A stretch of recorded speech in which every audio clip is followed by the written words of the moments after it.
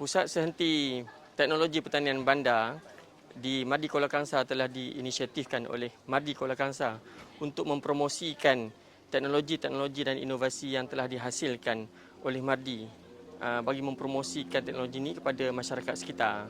Beberapa teknologi pertanian bandar yang telah dihasilkan antaranya ialah green kit, microfarm, fertigasi bertingkat dan juga urban kit, yang mana teknologi ini telah pun disebarluaskan ke seluruh negara.